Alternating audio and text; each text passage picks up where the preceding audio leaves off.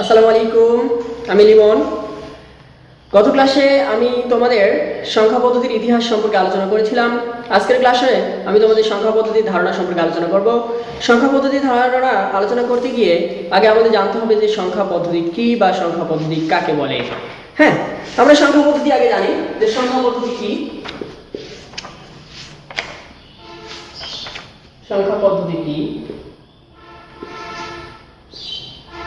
সংখ্যা পদ্ধতি আলোচনা করতে গিয়ে সংখ্যা পদ্ধতি কি এটা জানা খুবই জরুরি। আমরা এই সংখ্যা পদ্ধতি জানি বিভিন্ন সাংকেতিক চিহ্ন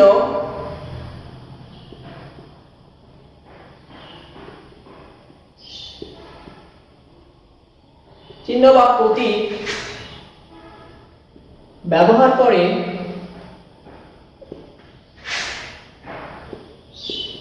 সংখ্যা প্রকাশ করার পদ্ধতিকে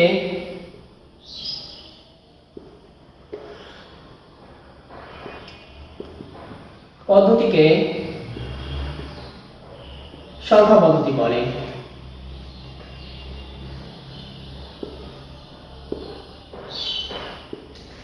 হ্যাঁ, সংখ্যা পদ্ধতি সংজ্ঞাটা কি? বিভিন্ন সাংকেতিক চিহ্ন বা প্রতীক ব্যবহার করে সংখ্যা প্রকাশ করার পদ্ধতিকে বলা হয় সংখ্যা পদ্ধতি। যেমন আমরা যদি একটা সংখ্যা লিখি a b 8, দেখো এখানে মোট a একটা সাংকেতিক চিহ্ন বা প্রতীক, b একটা সাংকেতিক চিহ্ন বা প্রতীক, আবার 8 একটা সাংকেতিক চিহ্ন বা প্রতীক।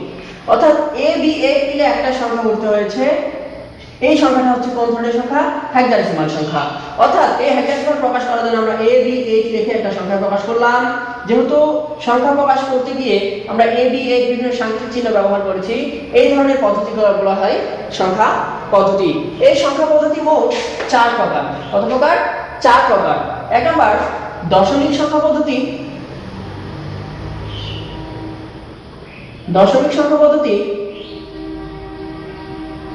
2 নাম্বার বাইনারি সংখ্যা পদ্ধতি। বাইনারি সংখ্যা পদ্ধতি। 3 নাম্বার অক্টাল সংখ্যা পদ্ধতি।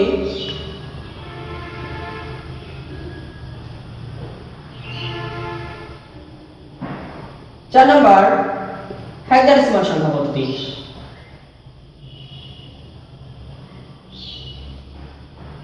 হেক্সাডেসিমাল সংখ্যা পদ্ধতি। আমরা এই বাইনারি সংখ্যা পদ্ধতি, অক্টাল সংখ্যা পদ্ধতি এবং দশমিক সংখ্যা পদ্ধতি ও হেক্সাডেসিমাল সংখ্যা পদ্ধতি আলোচনা করার আগে আমরা এই সংখ্যা পদ্ধতির আরো কিছু জিনিস সম্পর্কে আমরা জেনে নিই। যেমন আমরা যে সাংকেতিক চিহ্ন ব্যবহার করলাম এখানে a এবং b এবং 8, এই যে আমরা চিহ্নগুলো প্রকাশ করলাম, এই অঙ্কগুলো এবার ডিজিটগুলো ব্যবহার করলাম, এই অঙ্কটা আসলে কি? অঙ্ক কাকে বলে বা অঙ্ক কি? আমরা এখন অঙ্ক সম্পর্কে জানি যে অঙ্ক আসলে কি। অঙ্ক কাকে বলে?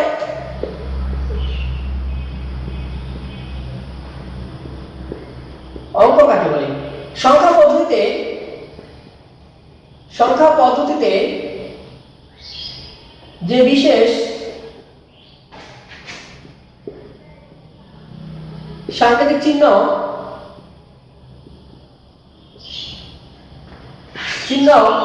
বা প্রতীক ব্যবহার করা হয় তাকে অঙ্ক বা ডিজিট বলে। অঙ্ক বা ডিজিট বলে।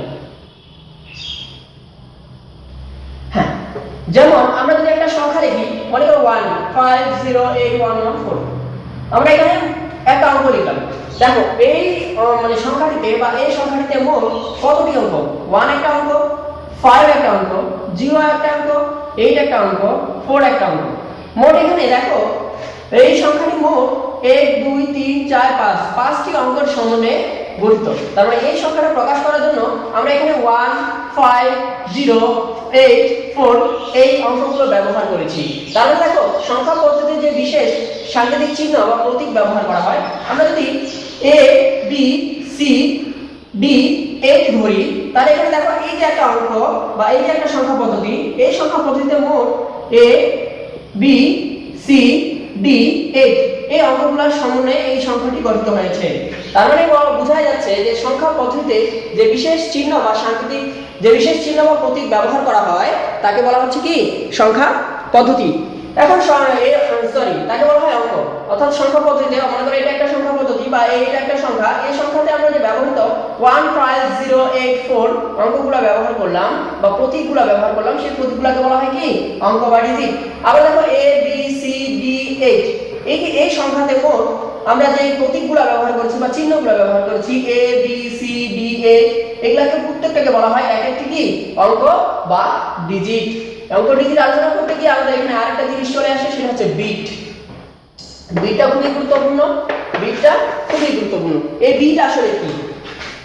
বিট আসলে কি? আমরা বাইনারি সংখ্যা পদ্ধতিতে এখন আলোচনা করিনি, এরপরে আমরা আলোচনা করব যে বাইনারি সংখ্যা পদ্ধতিতে যে দুটি বিট ব্যবহার করা হয় 0 এবং 1। বাইনারি সংখ্যা পদ্ধতিতে যে দুটি বিট ব্যবহার করা হয় 0 এবং 1, এই দুটি বিটকে বলা হয় কি বিট। এই বিটের ব্যবহার আসলে কি? আমরা যেমন কোনো কিছু বাজারে কিনতে গিয়ে আমরা কি করি, কোনো কিছু পরিমাপ নির্ণয় করি।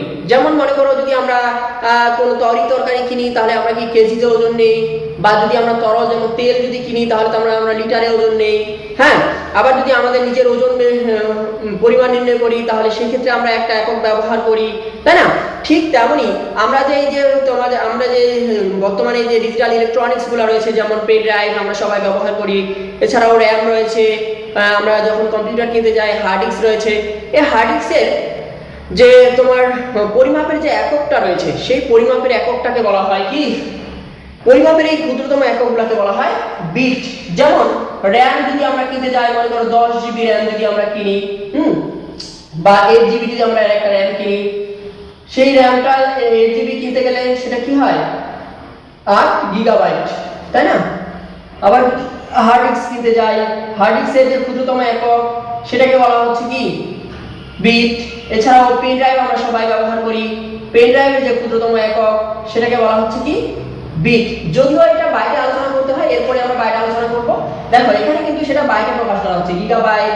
এরপরে হার্ড ডিস্ক আমরা যদি 500 গিগাবাইট কিনি, হ্যাঁ, বা এরপরে যদি আমরা পেন ড্রাইভ হচ্ছে 32 জিবি কিনি, 32 গিগাবাইট কিনি, তাহলে এই যে বাইটকে ভেঙে বাইট আসলে বিটের সমন্বয়ে বাইট গঠিত হয়, এটা এরপরে আমরা আলোচনা করব। অর্থাৎ আমরা যে র্যাম বা হার্ড ডিস্ক বা পেন ড্রাইভ কিনলাম, এইগুলা কেনার যে আমরা ক্ষুদ্রতম এককটা পিছনে ব্যবহার করতেছি, সেই এককের ক্ষুদ্রতম এককটাই হচ্ছে বিট। ক্ষুদ্রতম এককটাই হচ্ছে কি বিট, ঠিক আছে? এরপরে আমরা আলোচনা করব বাইট সম্পর্কে।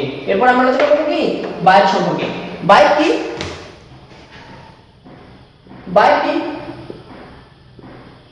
বাইট অর্থাৎ বাইনারি সিস্টেম বিটকে 8টা বিটকে একত্রীকরণ করে আমরা যে সংখ্যাটা পাই বা যে এককটা পাই, সেই এককটাকে বলা হয় বাইট।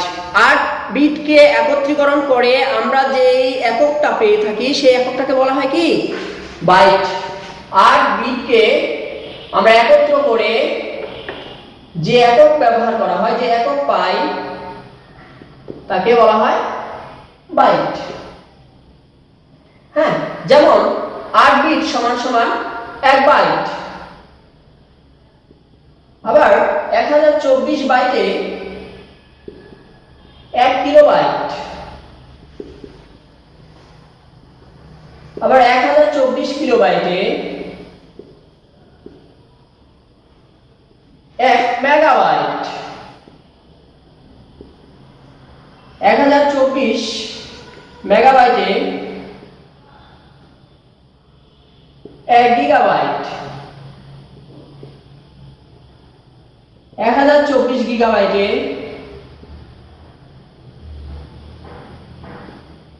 1 টেরাবাইট। 1024 টেরাবাইটে 1 পেটাবাইট। তাহলে দেখো এখানে প্রত্যেকটাতেই কিন্তু বাইট কথা উল্লেখ রয়েছে, তাই না? বাইট কথা উল্লেখ আছে। তার মানে কি 1024 বাইটকে একত্রীকরণ করলে আমরা 1 কিলোবাইট পাবো। আবার 1024 কিলোবাইটকে যদি আমরা একত্রীকরণ করি 1 মেগাবাইট পাবো। 1024 মেগাবাইটকে একত্রীকরণ করলে আমরা 1 গিগাবাইট পাবো। 1024 গিগাবাইটকে একত্রীকরণ করলে আমরা পাবো 1 টেরাবাইট। 1024 টেরাবাইটকে আমরা অ্যালকেন করে পাবো 1 পেটাবাইট। কিন্তু দেখো এখানে বিট, অর্থাৎ বিট থেকেই কিন্তু এই বাইটের ধারণা, অর্থাৎ এই বিটটা আসছে, এই বাইট কোথা থেকে আসছে? বিট থেকে, কারণ 8 বিট মিলে হয়েছে কি 1 বাইট। তার মানে কি 8টা বিটকে একত্রীকরণ করে যে এককটা আমরা পাই তাকে বলবো আমরা কি বাইট। এই যে আমরা একটু আগে আলোচনা করলাম RAM 8 জিবি, তাহলে 8 জিবি বলতে কি গিগাবাইট। গিগাবাইট বোঝাচ্ছে এই যে বাইট, এই বাইট কোথা থেকে আসলো? বিট থেকে আসলো। এজন্য আমরা বললাম যে অর্থাৎ কোন যন্ত্র ইলেকট্রনিক্স ডিভাইসের RAM, হার্ড ডিস্ক বা হচ্ছে এর পরিমাপ বা এর ধারণ ক্ষমতা নির্ধারণ করার যে ক্ষুদ্রতম একক তাকে বলতেছি আমরা কি বিট। ঠিক আছে, বিট। বিট থেকে আমরা বাইটের আলোচনা করে ফেললাম। এরপরে আমরা আলোচনা করব নিবল সম্পর্কে। খুব গুরুত্বপূর্ণ একটা জিনিস, এই নিবল সম্পর্কে ধারণা কিন্তু কোনো জায়গায় কোনোভাবে নেই। এই নিবল কি জিনিস সেটা আজকে আমি তোমাদের বুঝিয়ে দেব। নিবলটা আসলে কি? নিবলটা আসলে কি? নিবল আমরা একটু আগে আলোচনা করলাম 8 বিট মিলে হয় কি 1 বাইট, তাই না? মনে করো আমরা 8টা বিট কল্পনা করি 10 10 10 10। এখানে মোট 1 2 3 4 5 6 7 8, মোট এখানে 8টা বিট। এই 8টা বিটে মিলে তৈরি হলো কি 1 বাইট। ঠিক আছে, 1 বাইট। ঠিক আছে, এই 1 বাইটকে যদি আমরা অর্ধেক করে দেই, এই 1 বাইটকে যদি আমরা অর্ধেক করে দেই, মনে করো এদিকে আমরা 4টা বিট যদি কল্পনা করি, এদিকে যদি আমরা 4টা বিটকে কল্পনা করি, তাহলে এটা হচ্ছে 1 নিবল, এটা হচ্ছে 1 নিবল। তারপরে বোঝা যাচ্ছে 1 বাইটের অর্ধেককে বলা হচ্ছে কি 1 বাইট সমান সমান কয়টা বিট মিলে? 8টা বিট মিলে। এই বাইটকে যদি আমরা অর্ধেক করে দেই, মানে 4টা করে বিট আলাদা করে দেই, এই 4টা বিট মিলে হচ্ছে কি 1 নিবল। তাহলে নিবলের সংখ্যাটা আমরা দুই ভাবে আলোচনা করতে পারি। এক হচ্ছে কি যে 4 বিট মিলে হয় 1 নিবল, কিংবা 1 বাইটের অর্ধেককে বলা হচ্ছে কি 1 নিবল। তার মানে কি নিবল কি হচ্ছে 1 বাইটের অর্ধেককে বলা হচ্ছে কি 1 বাইটের, যেমন এই 1 বাইটকে ভেঙে আমরা 2 নিবল পাইলাম, তার মানে কি 1 বাইটের অর্ধেককে বলা হচ্ছে 1 নিবল। ঠিক আছে, এই নিবল সম্পর্কে আমরা আলোচনা করে ফেললাম। এরপরে আমরা আলোচনা করব সংখ্যা পদ্ধতির ভিত্তি। সংখ্যা পদ্ধতি কি ভিত্তি, সংখ্যা পদ্ধতির ভিত্তি।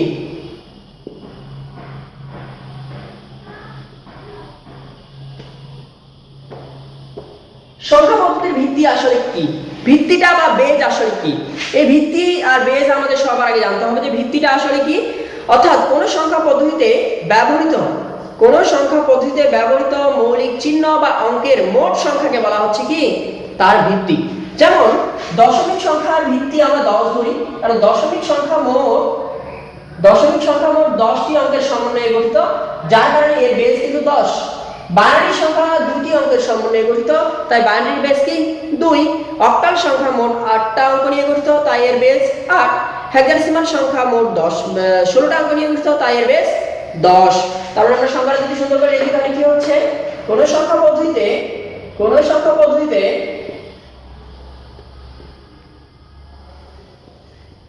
ব্যবহৃত অঙ্ক বা চিহ্ন সমূহের মোট সংখ্যাকে বলা হয়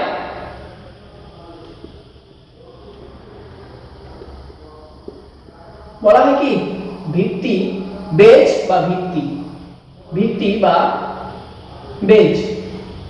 যেমন আমরা যদি দশমিক সংখ্যার কথা আলোচনা করি, দশমিক সংখ্যা মোট কি 0 1 2 3 4 5 6 7 8 9, মোট কয়টা অঙ্ক? 10টা অঙ্ক নিয়ে গঠিত, তাই এর বেজ কত 10। বাইনারি সংখ্যা মোট কয়টা অঙ্ক নিয়ে গঠিত?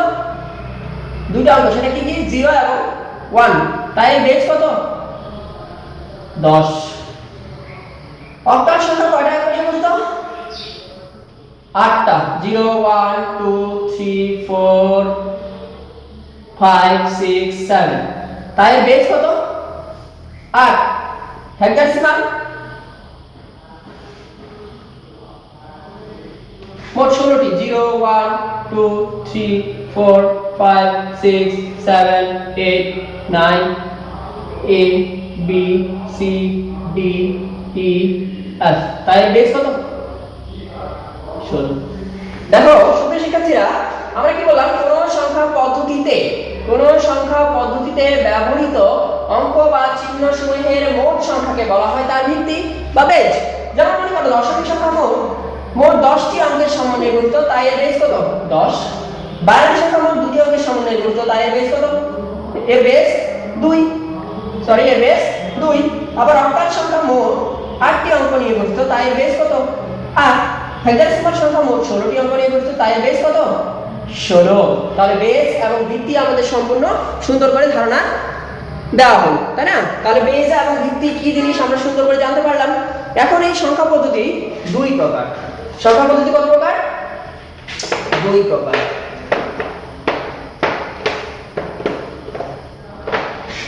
সংখ্যা পদ্ধতি দুই প্রকার সংখ্যা পদ্ধতির প্রকারভেদ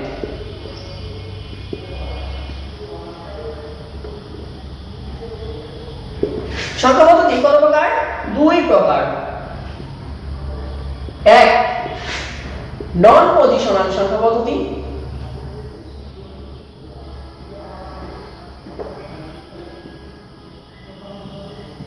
দুই বা অস্থানিক সংখ্যা পদ্ধতি বলতে পারি আমরা অস্থানিক এটা হচ্ছে পজিশনাল বা স্থানিক তাহলে সংখ্যা পদ্ধতির প্রকার হলো কয়টা সংখ্যা পদ্ধতি মোট দুই প্রকার একটা কি নন পজিশনাল সংখ্যা পদ্ধতি বা অস্থানিক সংখ্যা পদ্ধতি আর একটা হচ্ছে পজিশনাল সংখ্যা পদ্ধতি বা স্থানিক সংখ্যা পদ্ধতি এখন আমরা নন পজিশনাল সংখ্যা পদ্ধতি সম্পর্কে জানবো যে নন পজিশনাল সংখ্যা পদ্ধতি কাকে বলে যে সংখ্যা পদ্ধতি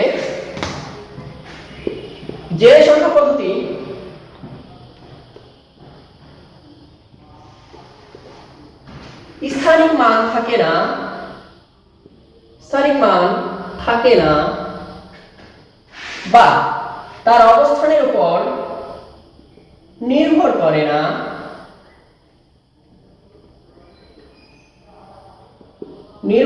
না তাকে নন পজিশনাল বা অস্থানিক সংখ্যা পদ্ধতি বলে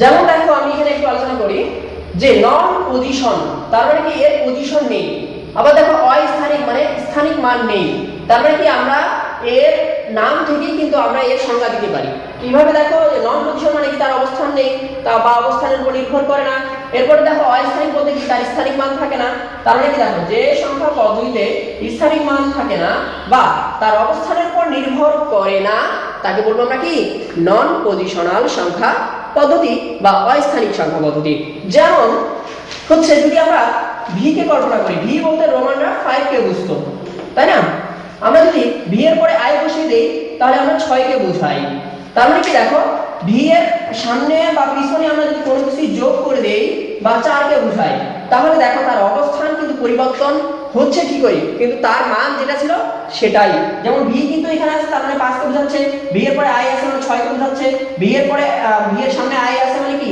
4 কে বোঝাচ্ছে মানে v এর পরে i বলতে 1 বিয়োগ হচ্ছে মানে 6 হচ্ছে v এর সামনে i মানে 1 বিয়োগ হচ্ছে মানে 4 কে বোঝাচ্ছে হ্যাঁ তাহলে দেখো এই সংখ্যা পদ্ধতিতে মানে যে সংখ্যা পদ্ধতি আমরা আলোচনা করলাম অর্থাৎ নন পজিশনাল সংখ্যা পদ্ধতি এই সংখ্যা পদ্ধতিতে দেখা যাচ্ছে যে v i v v সামনেই থাকুক v এর সামনে কিছু সংখ্যা থাকুক বা পিছনে কোনো সংখ্যা থাকুক তার মান কিন্তু 5 থেকে যাচ্ছে সে কিন্তু তার অবস্থান পরিবর্তন করলেও তার মানের কিন্তু কোনো পরিবর্তন হচ্ছে না এই ধরনের সংখ্যা পদ্ধতিকে বলবো আমরা কি নন পজিশনাল সংখ্যা পদ্ধতি নন পজিশনাল সংখ্যা পদ্ধতি এখন কোনগুলো যেমন মনে করো এক হায়ারোগ্লিফিক্স সংখ্যা পদ্ধতি হায়ারোগ্লিফিক্স সংখ্যা পদ্ধতি 2 নাম্বার রোমান সংখ্যা পদ্ধতি 3 নাম্বার মেয়ান সংখ্যা পদ্ধতি অর্থাৎ এই যে মেয়ান মিশরীয়রা হায়ারোগ্লিফিক সংখ্যা পদ্ধতি ব্যবহার করত, বা রোমানরা রোমান সংখ্যা পদ্ধতি ব্যবহার করত, বা মেয়ানরা মেয়ান সংখ্যা পদ্ধতি ব্যবহার করত, এই সংখ্যা পদ্ধতিগুলো কি সব নন পজিশনাল সংখ্যা পদ্ধতি বা অস্থানিক সংখ্যা পদ্ধতি বলা হয়ে থাকে। এরপরে আমরা আলোচনা করব স্থানিক সংখ্যা পদ্ধতি। তাহলে স্থানিক সংখ্যা পদ্ধতি আমরা এখানে আলোচনা করতে পারি, বা পজিশনাল সংখ্যা পদ্ধতি বা নন পজিশনাল বা স্থানিক সংখ্যা পদ্ধতি, পজিশনাল বা স্থানিক।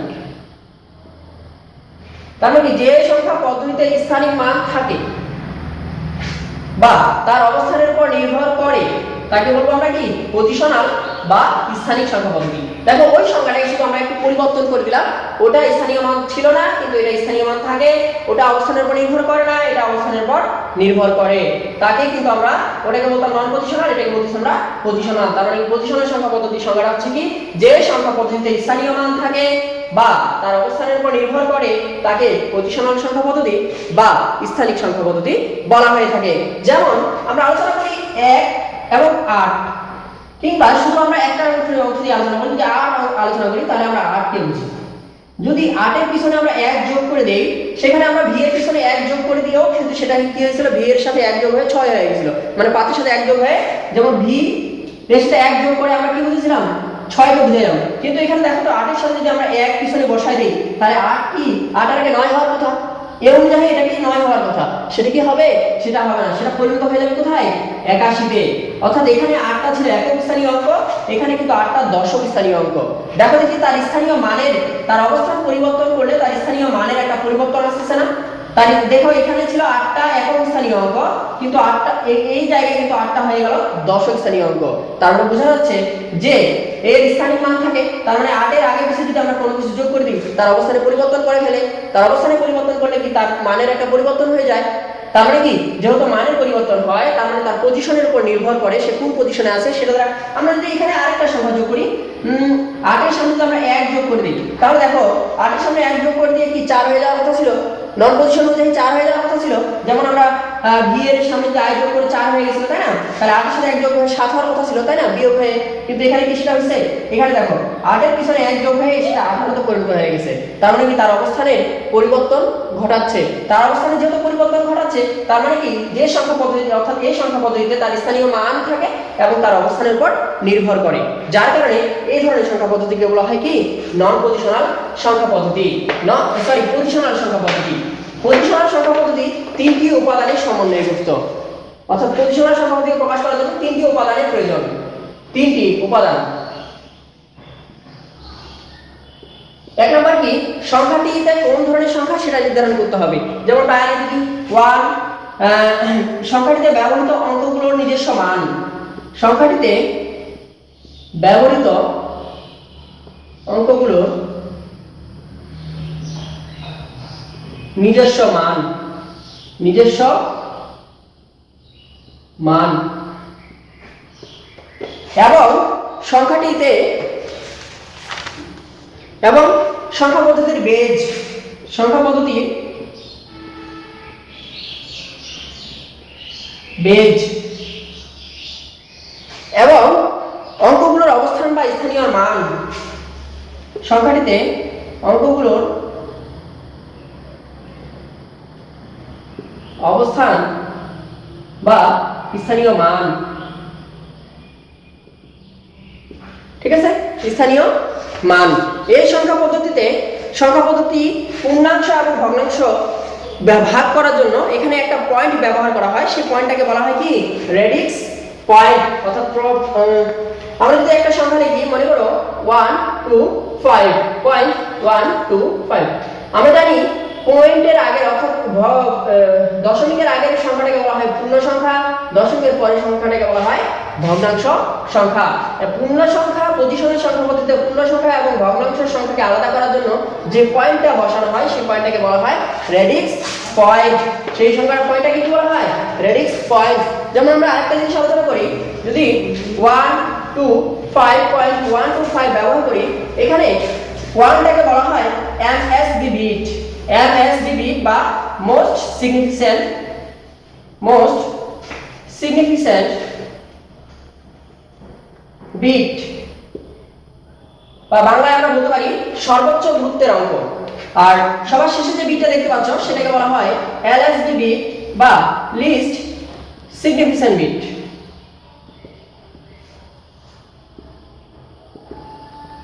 আর মাঝখানে যে পয়েন্টটা দেখতে পাচ্ছ সেই পয়েন্টের নাম হচ্ছে রেডিক্স পয়েন্ট। হ্যাঁ, তার মানে কি দেখো প্রতিসমের সংখ্যা পদ্ধতি আমরা আলোচনা করলাম। এই প্রতিসমের সংখ্যা পদ্ধতিকে আবার চার ভাগে ভাগ করা হয়: দশমিক সংখ্যা পদ্ধতি, বাইনারি সংখ্যা পদ্ধতি, অক্টাল সংখ্যা পদ্ধতি এবং হেক্সাডেসিমাল সংখ্যা পদ্ধতি। তো সুপ্রিয় শিক্ষার্থীরা, এর পরের ক্লাসে আমরা প্রতিসমের সংখ্যা পদ্ধতির যে চার প্রকার সেটা আমরা আলোচনা করব। তো আজকের ক্লাস আমাদের এই পর্যন্তই। ভালো থাকো, সুস্থ থাকো।